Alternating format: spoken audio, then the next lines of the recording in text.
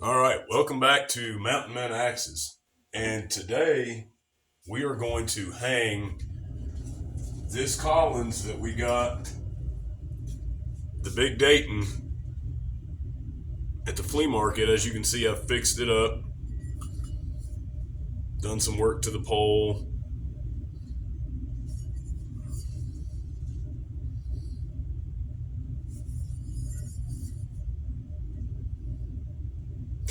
And this Collins replacement handle that we just got yesterday on week 6 of flea market finds, it had a Collins sticker on it, so I know it's a Collins replacement handle. We're going to see just how close of a fit Collins had their replacement handles to their axes. So let's start off with just trying to fit it, see how it goes. So it does start, it does slide on there.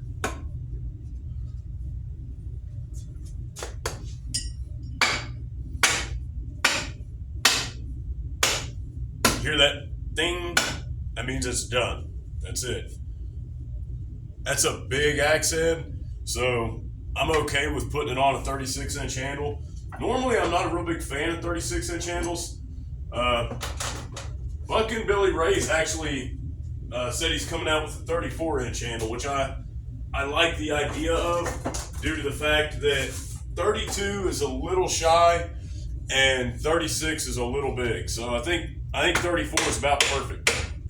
And it's what I like about this, that Collins replacement handle is like a perfect fit. I mean, it's snug all the way in.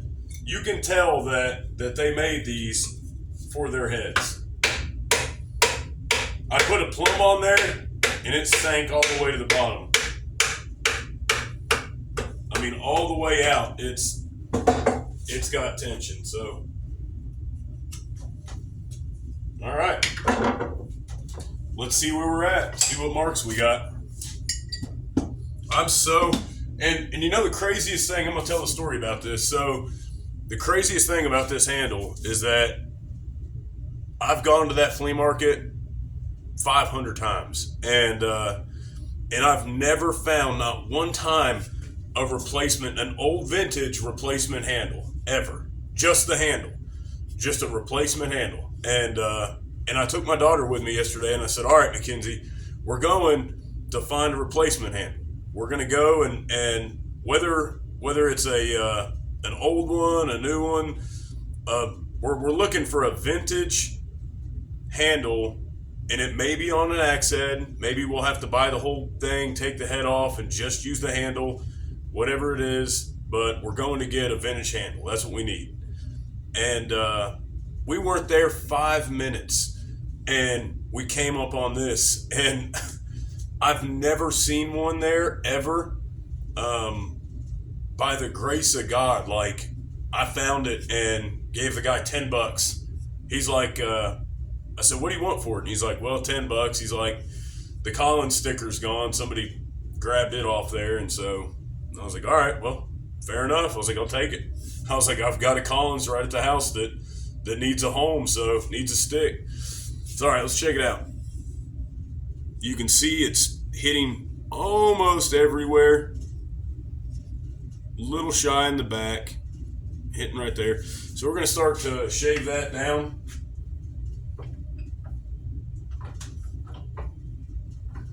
Scoot that in. So I like having those leather jaws. So that works well.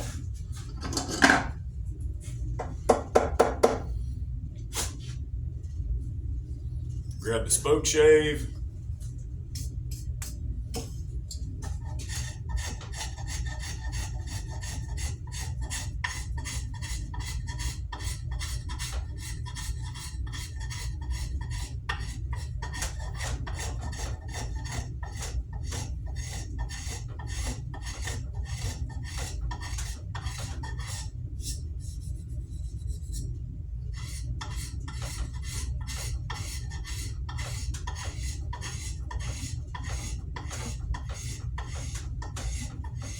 Putting a little bit of pressure right there, just as I get closer to the edge.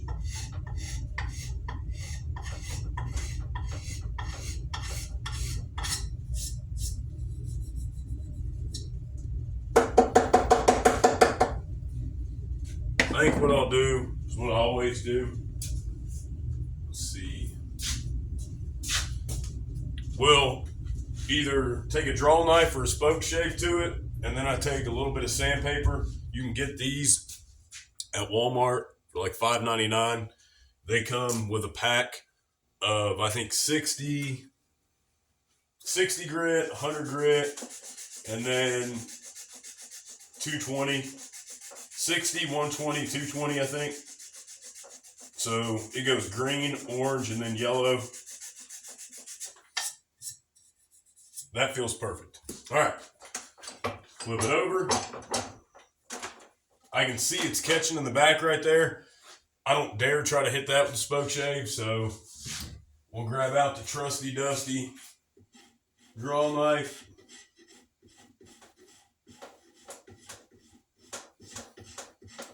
I mean, it's concentrated in pretty much just that one spot right now, so I want to be precise.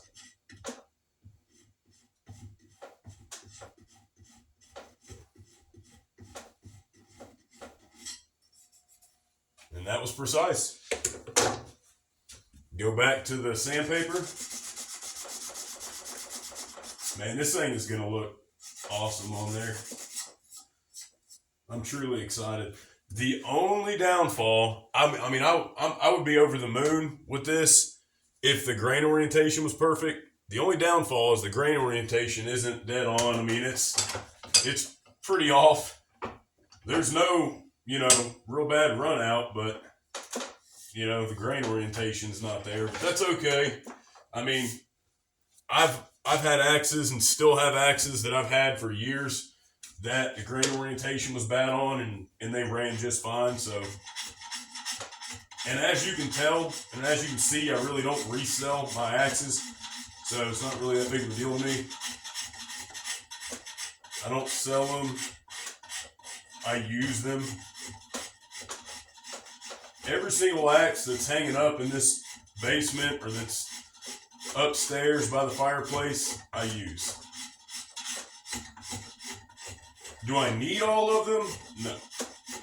Do I want all of them? Yes.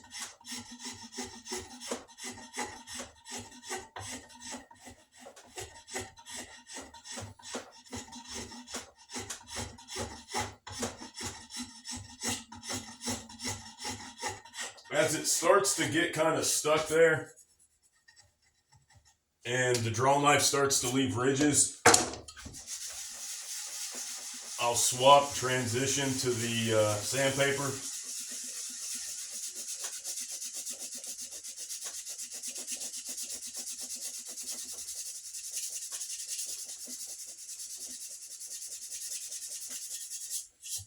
By the way, speaking of grain orientation, they've done studies and tests. The Forest Service and other companies have done studies and tests on grain orientation and whether or not it can be a factor. And I don't think there was much difference shown. They did breaking points and stress, and all kinds of stuff, and it showed that yes, horizontal grain orientation is the best, but I mean it's by a minute margin, I believe. So, all right, let's see what we get.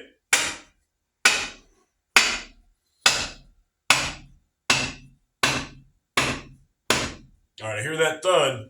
So, looks like we're a little proud. Going on straight. Man, fills that eye up nice. Almost like it was made for it. I've got, which, replacement handles aren't known for having a really full eye. Got a tiny gap there in the corner, but that's okay.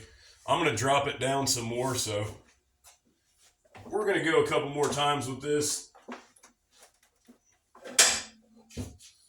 I'm loving this plum crosspeen hammer that I got.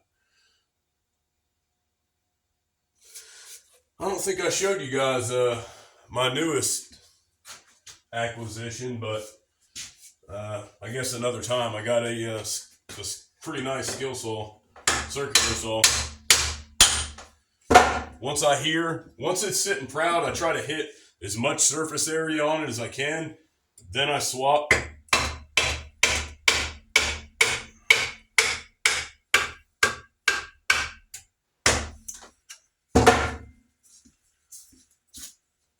That's all rub marks from the axe. All of that. So, and then you can see where we're catching right here. So, we'll try to fix that. We want to be like, we've got good compression inside there everywhere. The wedgemanship is going to have to be pretty spot on with this axe due to the fact that it's tight immediately. I mean, we're not getting tighter as we go on. It's pretty consistent all the way down. That's the thing with these replacement handles, is that they're pretty consistent all the way down. They do get a little bigger here, and as a matter of fact, we'll take a set of calipers and find out, but it's not by a lot. So at the top, we got 0.8. Matter of fact, let's go down a little further. Okay, 0.85. So at the bottom, you got 5 thousandths more. I mean, it does get bigger. So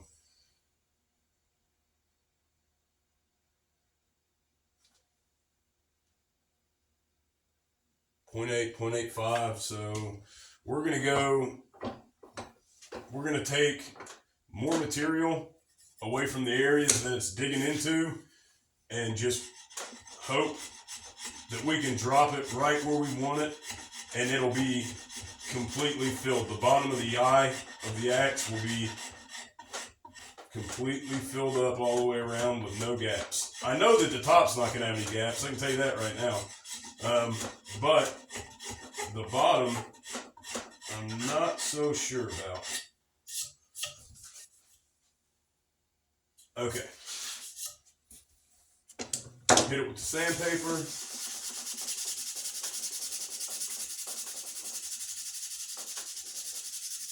Rinse, wash, repeat.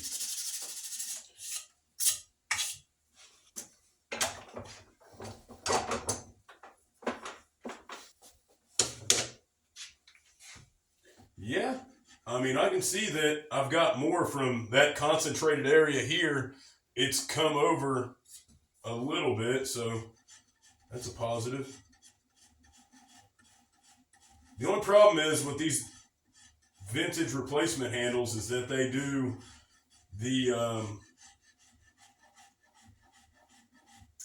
the palm swell like this. So I mean, you do have one flat area that you can pound on, but I wouldn't pound too much. I wouldn't go to pound town. I would just lightly maybe tap it. And that's why I'm kind of just hitting it on the floor flush, just nice and easy, and going from there. So, but I'm just still flabbergasted that I was able to find this. And if you look at the color, it looks like a plum replacement handle. I'm telling you, I've got many plum axes and not one. This is a plum 3.2 Michigan, 3.5 pound Michigan, and it did not fit. So it's in really good condition. No mushrooming at all. No mushrooming. The bit is full. So, but I put it on there and it just sank. And there's nothing wrong with that eye. Nobody's done any work to the eye. So that tells me that this probably is, you know, the guy was telling the truth when he said it had a Collins sticker on it.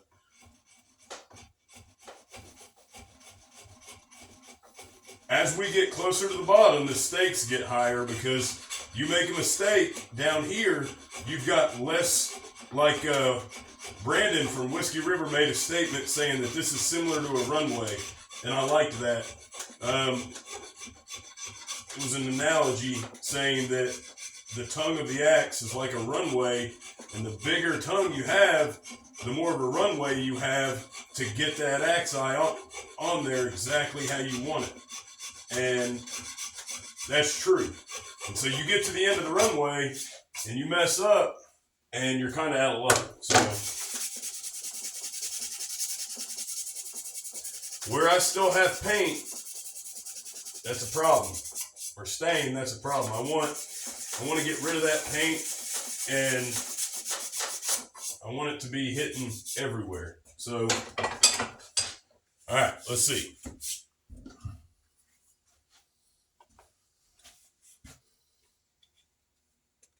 You have to squeeze in the kerf a little bit to get it on. Give it a little tap. Tap, tap, tap-a-roo. Give it a little tappy. Tap, tap, tap-a-roo. Happy!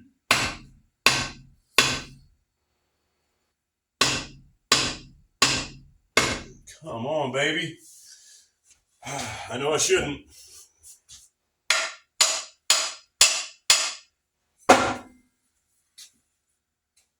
Oh, yeah. Yeah, I mean, I'm not going to get away with anything. I'm going to have to bring it down to the shoulder, so that's fine. Really like to get just a... Yeah, that's okay. Which the bummer about that is that now you've got to cut your kerf deeper. So if I could hang it right here, right where it's at, that's sitting about perfect. It's not an open hang. It's not a closed hang. It's sitting right at where it needs to sit. Let's see. Yeah. So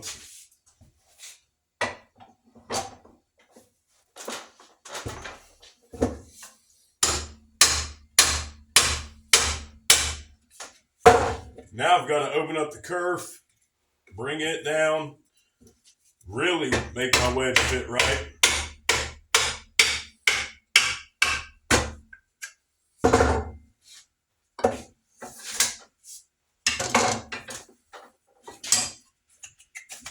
All right, so now let's check it out.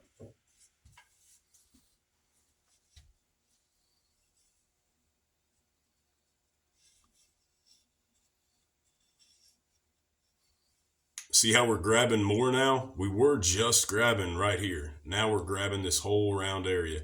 So if I bring it down to here, which is the base, the very bottom of the very top of the shoulder, the base of the tongue, that's going to make a big difference. I think that's going to, and you can see right here where we're starting to almost connect the dots essentially. Still got a little bit there, but we're going to connect them. I got faith. Sir Collins would not let us down. Would he? I don't know, he might. I mean, regardless, I'm going to say this. Regardless whether we close those gaps, that's a tight fit with this replacement handle, and I would have been satisfied with that. So, I'll say that that's a success. I would be happy with this replacement handle other than the grain orientation if I ordered it back in 1952, 62, you know?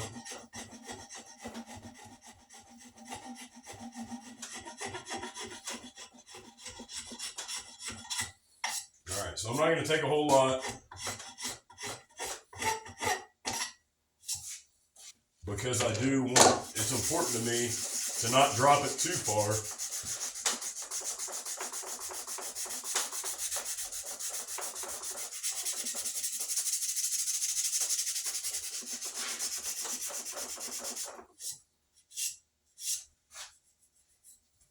Still coming up right there though. So I can still see that it's not the same trajectory that this is. This needs to be the same trajectory until I want it to stop.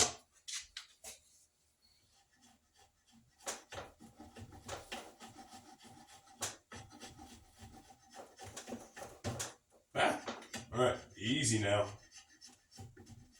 Don't get excited.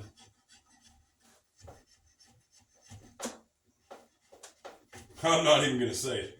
So yeah, like I said, it gets a little bit more risky right here.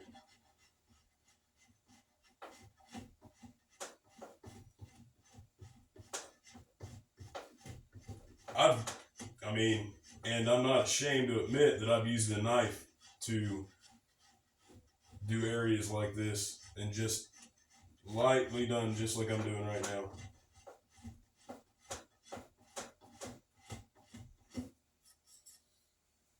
All right, so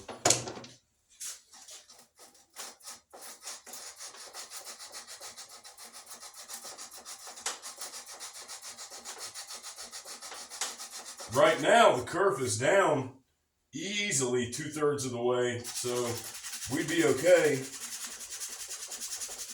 But where we're dropping it, probably another 1/2 inch, it's gonna need to be lengthened a little bit, which is okay. I've found with those shears, the pruning saw, that works pretty well.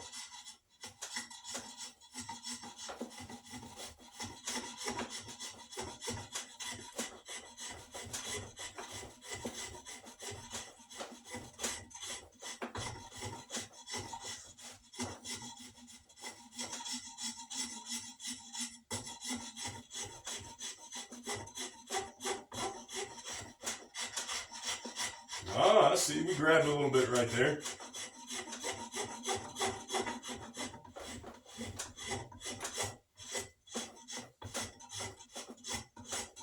All right.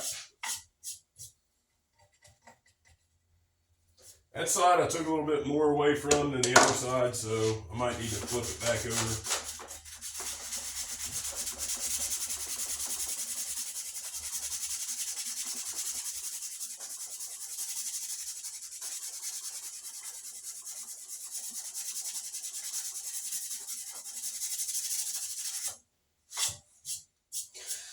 All right, Nate, I need a workbench.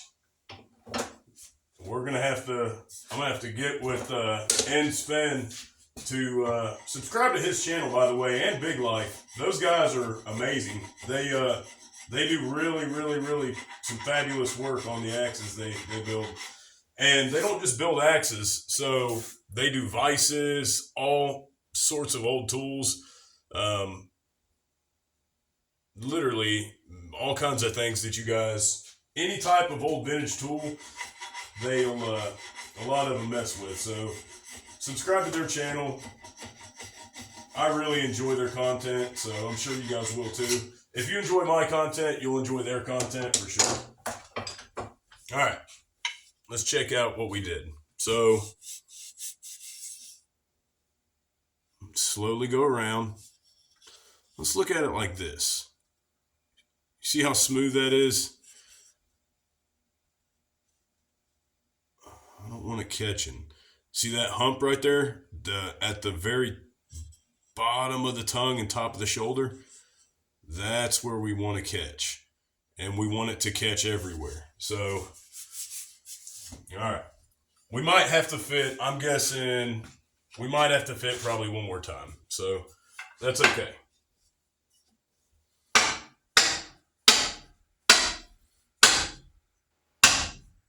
I don't want my hand to slide off. I have sharpened this. So, well, maybe not.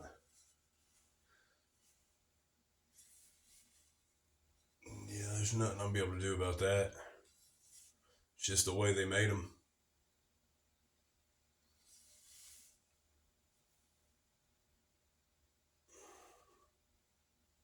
I don't see any light through anything except the very front, and there's nothing I can do. I mean, I could really trim back right here, this area and this area, an absolute ton all the way down, and it will scoot it back a little bit. But at this point, where I've already got it set, I don't want to do that. So,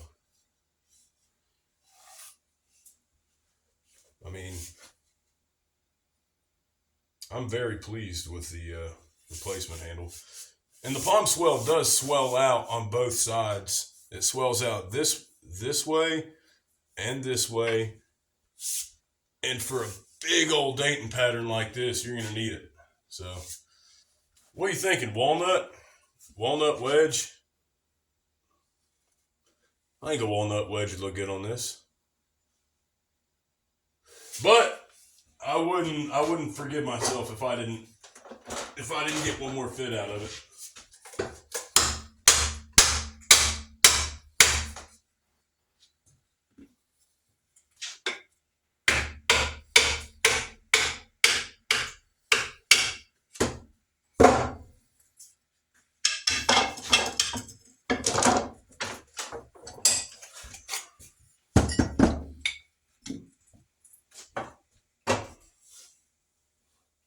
Okay. So you can see we dropped exactly from our last mark a quarter of an inch. So same, yeah, same on both sides. So I am very happy with that. And you can see we've closed up a lot of the gaps. Now we're going from here all the way around. We got one spot right there where we're not catching. And so, yeah, I'm going to get greedy and I'm going to try to get it. But when you look back and you go through your axes and you start remembering the stories of when you hung them, when you got them, you'll remember that you spent that little extra time it took to make that one fit right, and you'll be happy about it. So there's axes I look back on when I first started this. Like Nate, I got into knives, and I've got a few Beckers, I've got Benchmades, I've got all sorts of different knives. I wasn't real big into folding knives, more choppers, like he said. I'll tell you a good chopper that was a great value was the K-Bar Zombie Zomstro. That thing chopped like nobody's business. I still have that thing hanging on my wall upstairs, so that thing's a chopper. 1095 Crovan steel. It's just killer stuff. So, and it holds a good edge. I'm looking forward to the BK2 and Magna Cut. That's amazing, and that's a super upgrade. But that 1095 holds a good edge. The Becker that I reviewed, the BK2 I reviewed on the channel, I put a convex edge on with the Work Sharp, and so it just glides like butter through with feather sticks. I mean, it really does a good job.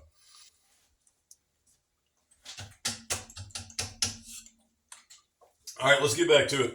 Today at the flea market, there was a guy who had a mint, new old stock. I mean mint, True Temper, Flint Edge, Kelly Works, cruiser pattern with the original handle, original paint, original everything.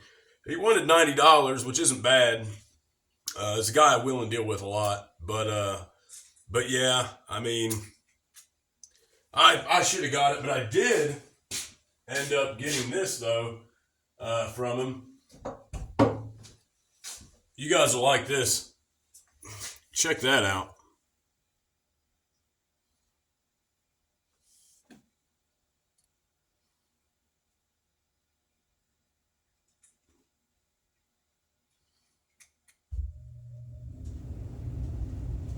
It's I think Shipley's Hardware Diamond Edge.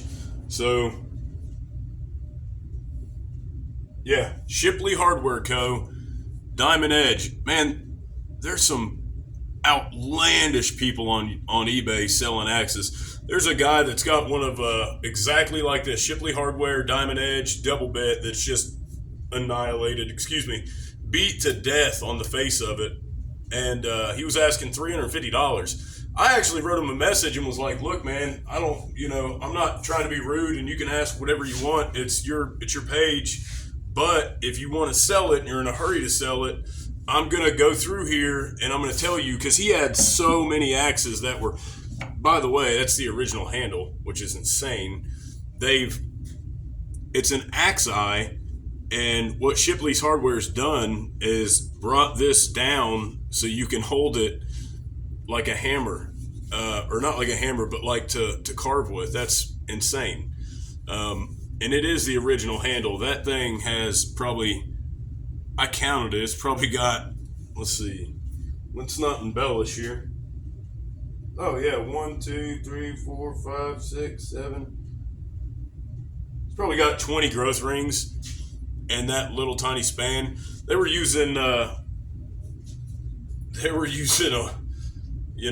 old timber back then, and really good timber.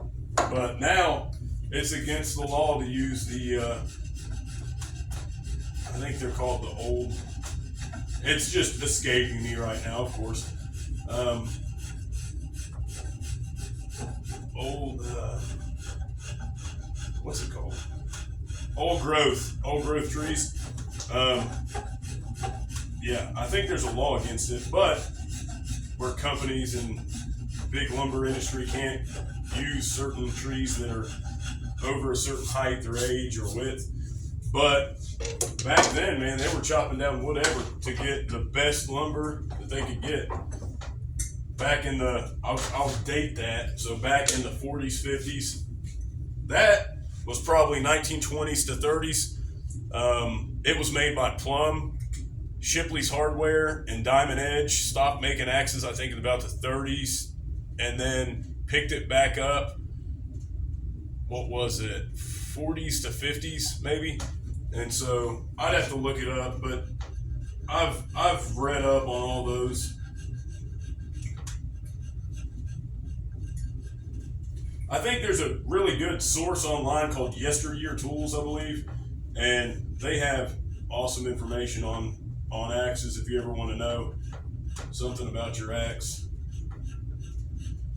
It's hard to get information, about these axes. They're tools, and like such, they were built like tools, and so a lot of people would just build them up, and you don't know when or where. Some companies would contract out to other companies, and it wasn't on the books. There were a lot of fires back then. A lot of the axe companies burned down, and so history records were just lost in fires, giant fires, which always kind of intrigued me that these huge axe manufacturing companies burned down, like all of them. I get it, they're forges, and they're, got dried lumber and whatever else in there, but a lot of them would just send the heads, and you had to make your own handle. At that time, in the 20s and 30s and 40s, they'd send the heads. They'd send a crate full of axe heads, and you would have to manufacture your own handle or buy your own handle from, Johnny, who lives on your block, but he's really good at making handles, and so everybody on the block has Johnny make the handles. So you just buy your handle from Johnny and buy your head from Shipley's Hardware, and you're good to go. Which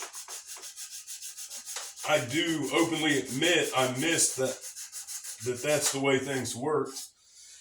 I wish that it still worked that way. It gave everybody a sense of purpose, but it also, everybody kind of found their niche.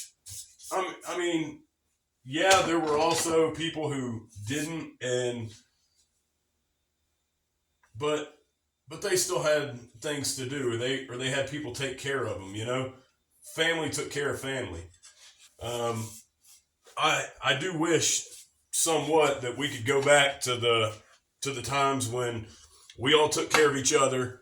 We all knew each other on this whole road that I live on. I knew everybody, every single person. I know a lot of my neighbors, and I've spoke to a lot of my neighbors, but there's a lot of them that I don't know, and that I'd love to know. That was the whole purpose of Mountain Men Militia behind that, was not only to get a group of guys that enjoy axes, that enjoy the outdoors, that enjoy knives, guns, just bringing back what it meant to be a man, because I enjoy those things when I'm outside, when I'm chopping, when I'm splitting, and I'm not doing it for somebody else, but I'm doing it for myself and my family, I enjoy it. I enjoy the process. I want to bring that sense of community and sense of enjoyment and what it means to enjoy those things back. And Mountain Men Militia was about that. The name militia offended some people, and so we changed it to Axis. Unfortunately, it offended the wrong people, which is YouTube, and so we changed it to Axis. If it offended anybody else, I mean, it is what it is. You know, I've been offended many times in my life, and I don't expect you to change because you offended me. That's the way this is. If you offend me, you know, okay, I take offense to it. It is what it is. I don't want you to change who you are because of it. You're different, I'm different, and it is what it is. That's how life is. I want you to be different. I want you to be different because your differences help me. My differences help you. Somewhere down the line, your being different is going to help me in some way or another. If everybody was the same, it would be an echo chamber in a bubble, and nobody would be different, and everybody would be doing the exact same thing, running the exact same race, and life can't be like that. We all have to be different in our own way and not argue about it, not be so offended that we want to get rid of you. I'm so offended by you, I want you gone. I was watching a live the other day, which I ramble. Like, I really ramble. Nate thinks he rambles, I ramble. Depends on if I'm in a decent mood or sick or what, but I'm just getting over a sickness, so. But I was on this guy's live who moved to Russia, and he was going through the barren streets of Russia. Nothing against Russia. Great, you know, Christian place apparently, and, you know, I'm for that, and but he just kept talking about how bad, you know, the West was and how we had portrayed Russia as the bad guy. And that's not a lie. You look at Die Hard and Stranger Things and many of the action movies of the 80s, 90s, 2000s, and still to this day, a lot of the bad guys are Russia. But look at where you're at. You're in a country that's at odds with everybody. Unfortunately, I'm not happy about that. Your allies are North Korea. I wrote this on there. I was like, your allies are North Korea, China, and like Iran. And he's like, yeah, North Korea is bad. I mean, what's so bad about North Korea? Just because the West said it's bad? I was like, no, North Korea is. I was like, go to North Korea. Find out for yourself before you tell me that it's not bad. You can't. You can't go to North Korea. You can go to South Korea, but you can't go to North Korea. I've looked it up. I've tried. I was going to try to create like a ministry to get as many people out of North Korea as possible, but you can't go. And not due to the United States, it's due to North Korea will not allow you to go. I guess you could go to South Korea and maybe cross in, but they've got armed guards at the border of North Korea. So, yeah, I mean, you could do what you want. Just because I disagree with you doesn't mean that I don't like you and I don't want you to be in my area. He was blocking every single person that had a different viewpoint as him. And I don't do that. If you have a different viewpoint, write it in the comments. By all means, I enjoy that. I embrace that. Please, by the way, if you see this video, subscribe to it, like it, comment. I don't get hardly enough comments, and neither does, you know, half of the axe community, but Killinger is about the only one I know and Urban Lumberjack that get decent amount of comments. But back to the axe.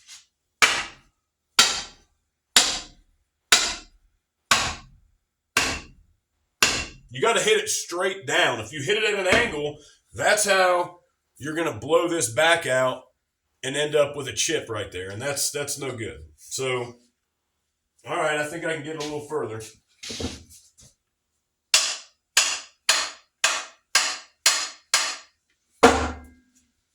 That's all I dare to do right there. That's about it. And we did it. We did it, guys. Now, that's going to be there. There's nothing I can do about it. Am I tight every single place else? Yes.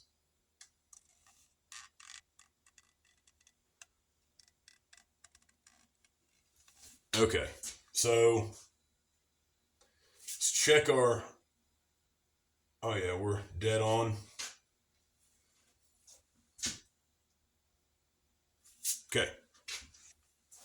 Time to take the axe handle back out.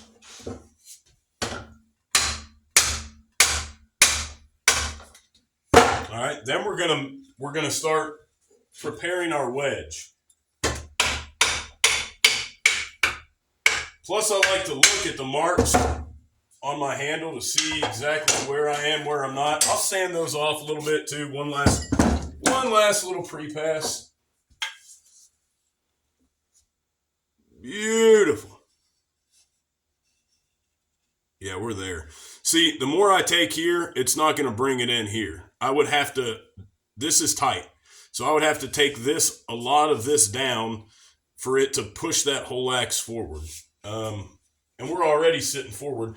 It's just not filling out that. So we're, as you can see, pulling from the back, we're sitting forward. I would have just had to take more material from there and it might have set it back a little. But I'm very, very pleased with that. The kerf is cut a little crooked. We're going to open it up a hair.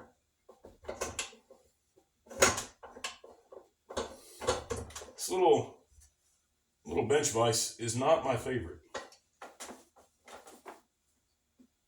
It's a Stanley number 51, number 700. A Stanley number 700. It is made in the USA.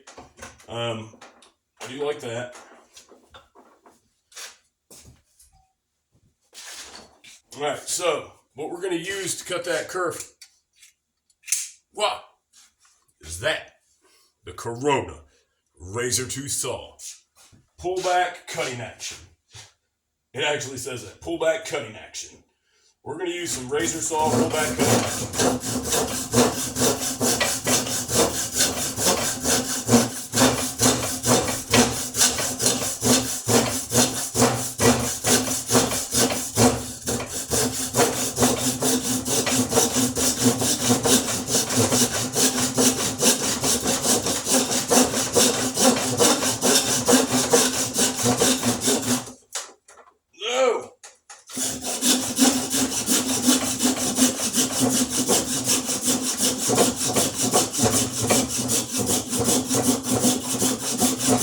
Luckily, due to the bad grain orientation, it allows for a clean, nice and easy cut.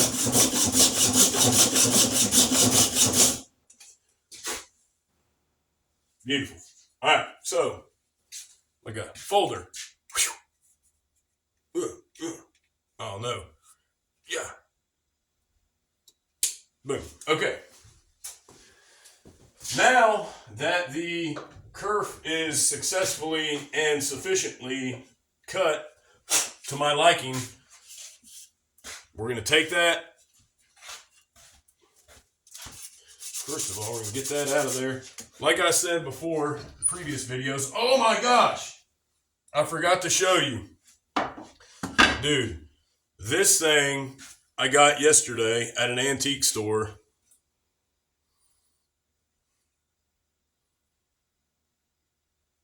(1930s) Stanley produced the Victor, and it says this is backwards, but it says on it Victor 1105, I believe. Well,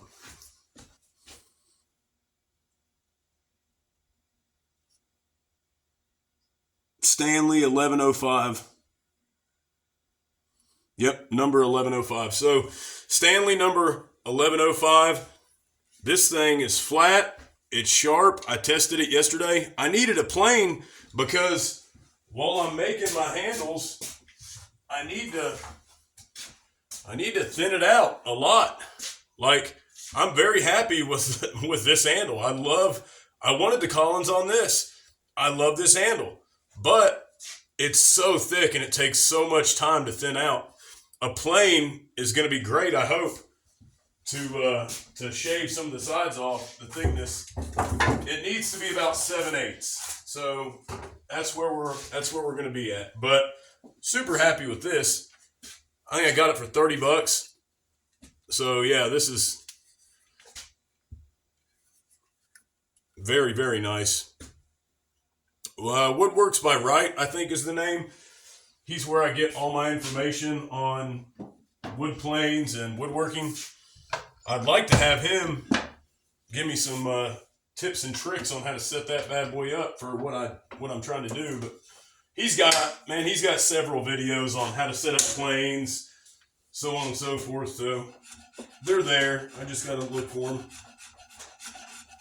I'm too busy watching axe content or making axe content.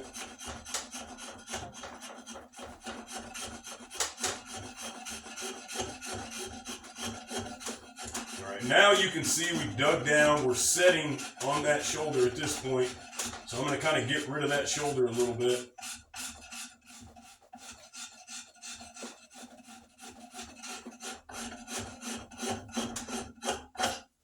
I'm hitting a little bit of heartwood right there.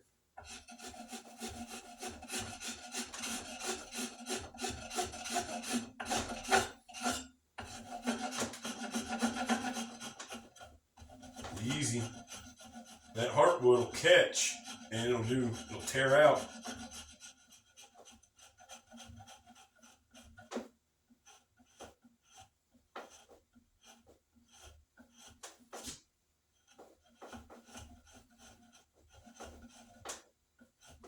I'm so low on the tongue, it's so close to that shoulder that I'm catching it.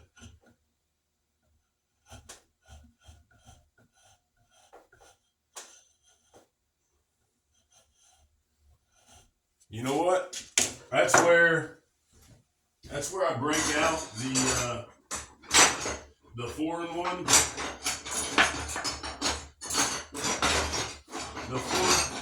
The 4-in-hand a little bit and just a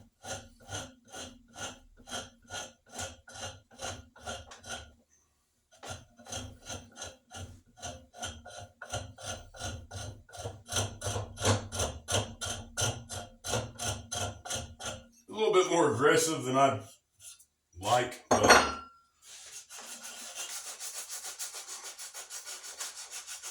there's a lot that needed to be taken. So, and now that we're done with this side, I'm bad about that. I've already done this side. I needed to flip it and focus on the back, and I'm trying to work on the back from the front. Don't do that. Work one side at a time. So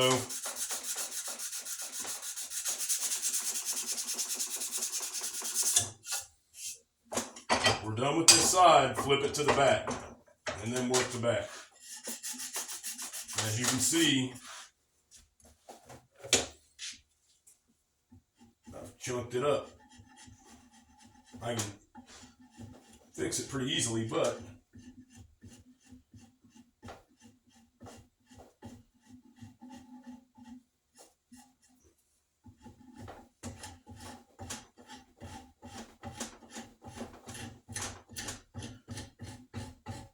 fixing it wasn't in the cards.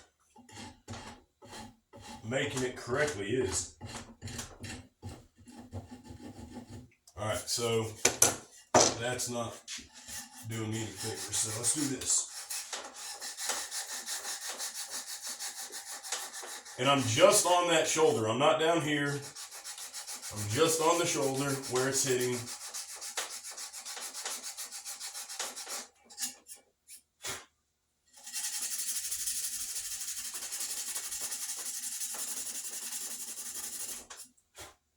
Okay, much better.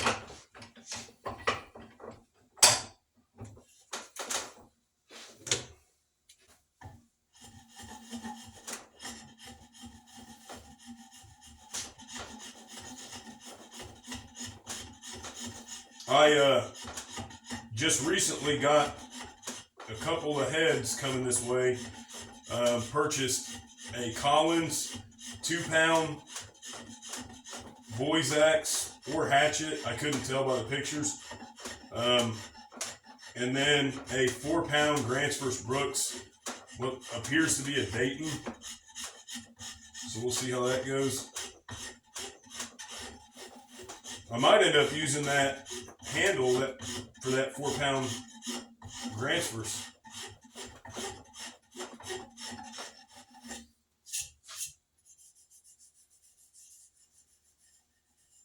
I'm feeling it to feel if there's highs, lows, what's there. I don't want high and low spots.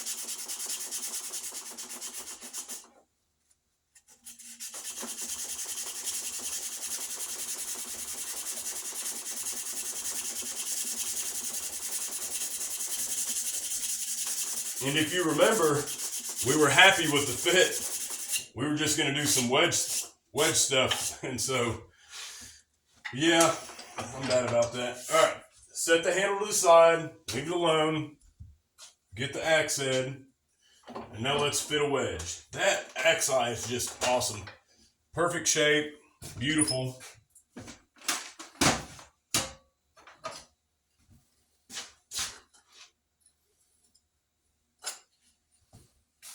No, I don't think we'll do Purple Heart. I think that we will do a walnut. Even though, I mean, Purple Heart would, yeah, I mean, I see it, don't get me wrong. But at the same time, the walnut's going to look good. Yeah, that's pretty. But then, when you get this in there, and all shined up, yeah, the Purple Heart's probably better, but that wedge isn't going to fit. So, I've already cut that wedge, and it blew out, so we will have to save that for a hatchet or a smaller axe project. Alright. So I marked it. I'm going to grab it. Grab my square. Mark it again. Mark it again.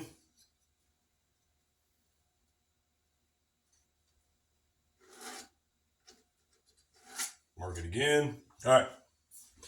Now what I like to do personally is I like to score any type of hardwood. I like to score it. So I'm going to take it. I'm going to use the Stanley number 199. Uh-oh. There we go. Wait. How does that work? Well, made in the USA. Number 199 has probably the most comfortable grip of any razor knife you'll ever use. And it cuts, dude, that's the straightest cut I've ever made with a razor knife. So, this thing is just nuts.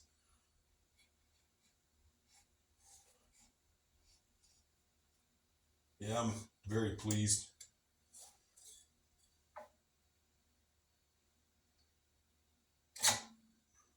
My thumb. All right.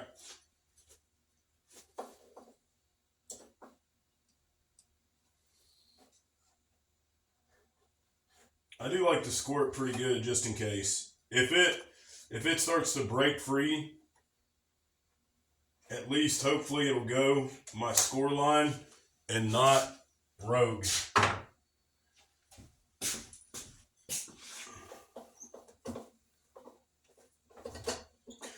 All right, guys. While I'm doing this, let's talk about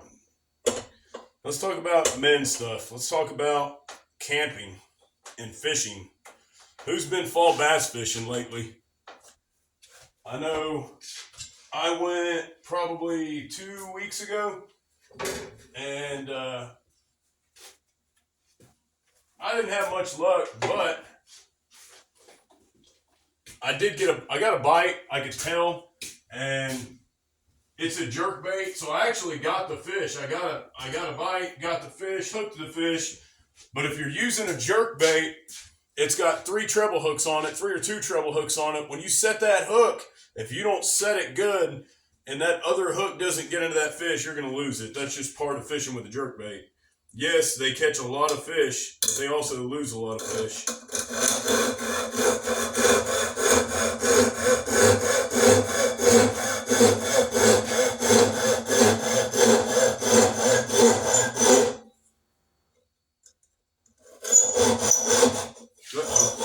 Yeah, you get twisted in this walnut, it'll snap off. That's why I like gumming down. I don't like coming at an angle. If you watch the Axtober, Brandon likes to cut sideways. I like to cut going straight down.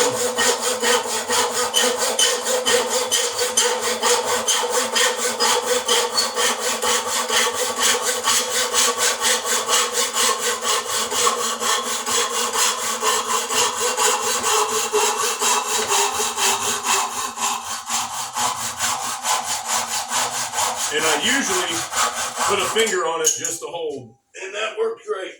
All right. Set that to the side. We'll use it to cut the excess off. All right. It's still going to be big because I cut it. And because if you look at this axe eye, it really comes to a round point. So we're going to have to taper that a tremendous amount.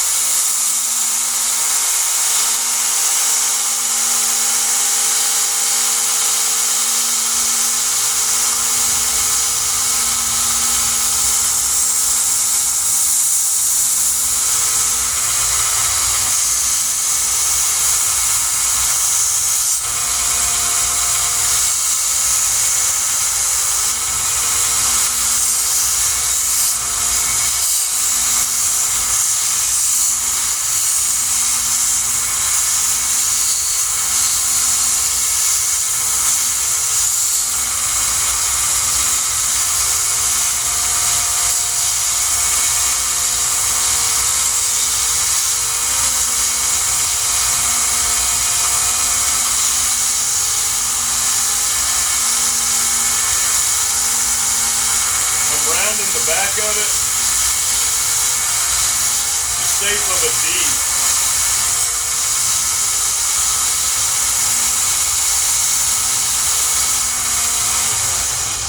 All right, so the back is the shape of a D or C, in the front. That is perfect. Thank you, Lord. I mean, literally, I could not have asked for a more perfect fit. Now, whether I'll get that in the hang is still to be seen, but that was perfect. But also, you got to look at the way your kerf is in the hang too. So, all right, here's the final go of it. Matter of fact, in the final go, what I like to do is I actually do put boiled linseed oil on it. I'll use raw because it doesn't really cure very fast. It's not got any drying agents. And it is slick as friggin' butter. So that thing will slide on there, hopefully deeper than ever before. All right, we'll take our card, cabinet scraper, just make sure the kerf is clear. All right. This is going to be awesome. All right, here we go. Come on, baby, no caps.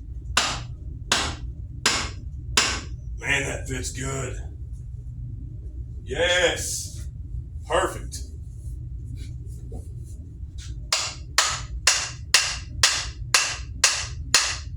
Don't go splitting the handle now. You've made it this far.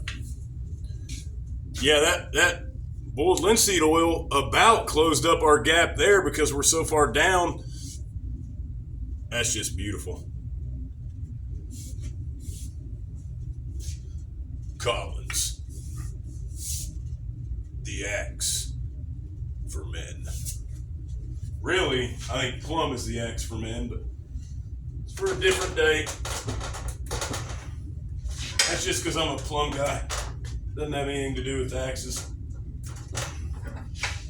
Now we'll hit this with a little bit of raw BLO. Yes, I glue my wedges. I don't want to hear it from any of y'all. I know y'all want to give me a hard time. But here's the thing.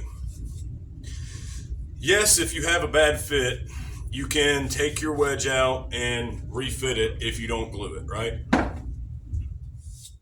But also, if you have a bad fit, you can drill your wedge out and not have to worry about it either. I mean, it's not super complicated either way, overly complicated.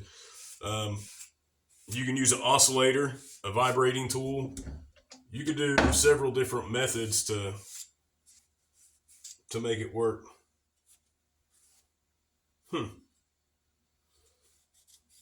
Okay. Well, you know what I'm going to do? I wish we can go a little crazy here, because it's absorbing it. This is the latest run from Whiskey River and their walnut wedges, so they're a little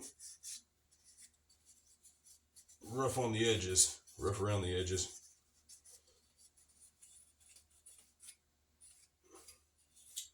I did see, though, where they have palm swells now, laminate palm swells, which is pretty cool. Now, how far do I hope to get this down in there? That's the question. Due to the fact that that is there, if I get it all the way, then I'm pretty much at the bottom of the axe head. So you can't see that, but there. If I get it all the way, well, I've already tightened it, but I'm here. So, I mean, I'd be happy with... And I gotta look at the gap that I have everywhere, and I don't have any gap here. I'm already tight here. I've got a pretty decent sized gap back here, so that means I really do need to adjust this before I go further.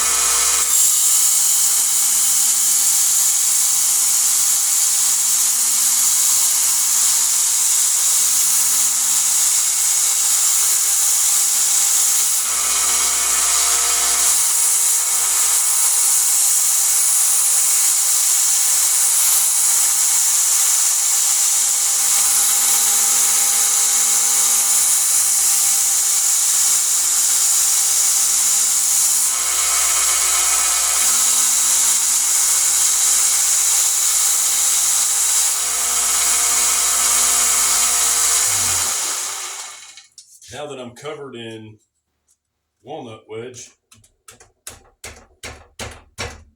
yeah, that thing is, whew. All right, well, I don't want to crack the handle. I want it to be right, but it's already getting super tight right here.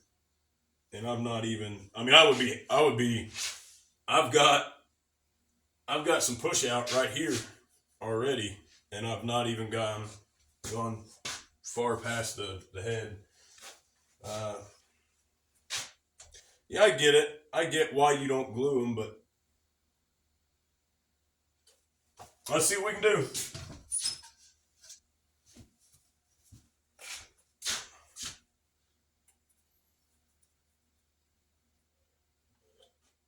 Maybe it'll give it a little lubrication.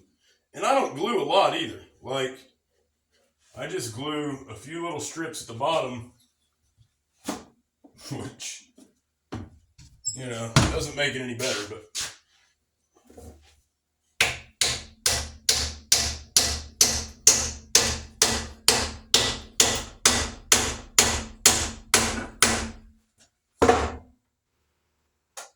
that's it.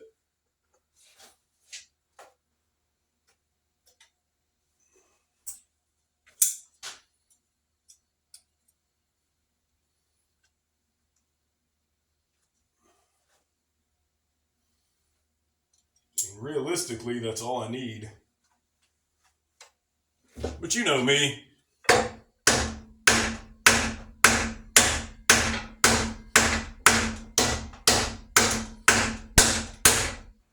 And there she goes. But it's all right. Life happens to the best of us. Matter of fact, like it cracked all the way down.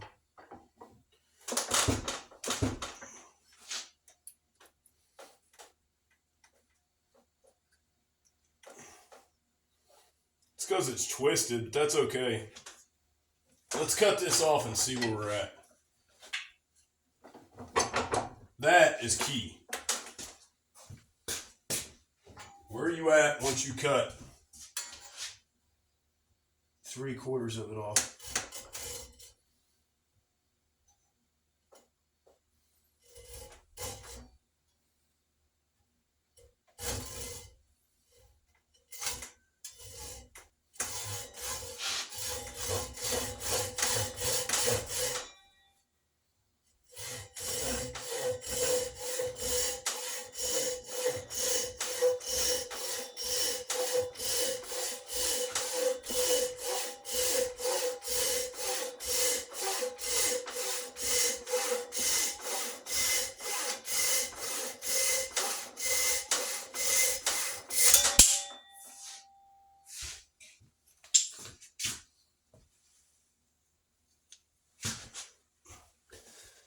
This is what happens when you get greedy.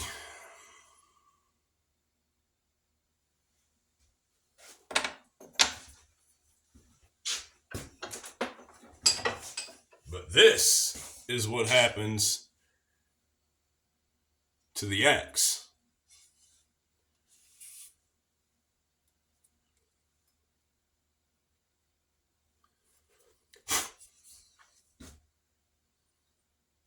Is there any mushrooming on that? Oh yeah. Like that thing is swelled out. Looks like an old flat top haircut my dad used to get. Hey, I tell you what, I like that Japanese pull saw. All things nice.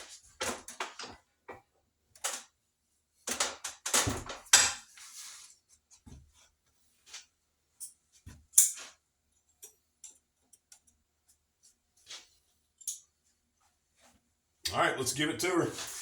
Last final steps. You know what I do.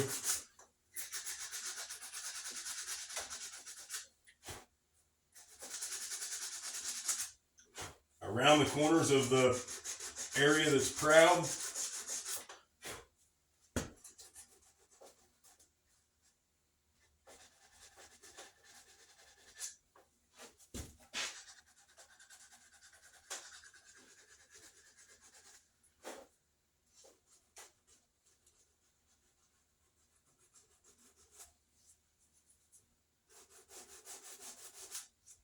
All right, what we're going to do is we're going to hit that real quick with probably a 80 grit sandpaper.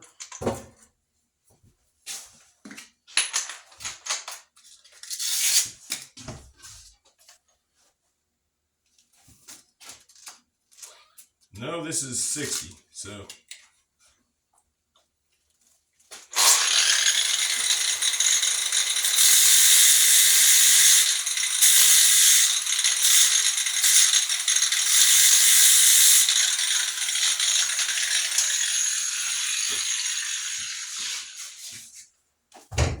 All right, how do I best showcase this?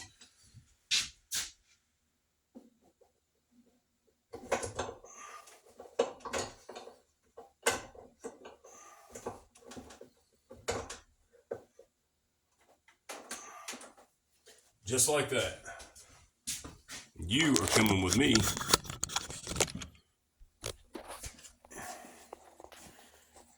Let's see. We're going to get some of this stuff.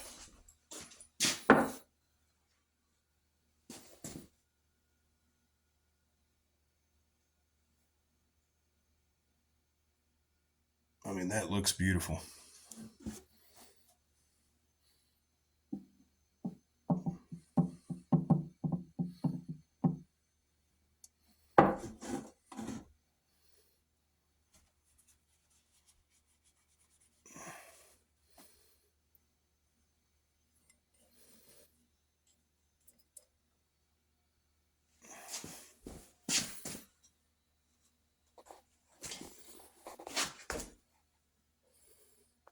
There it is.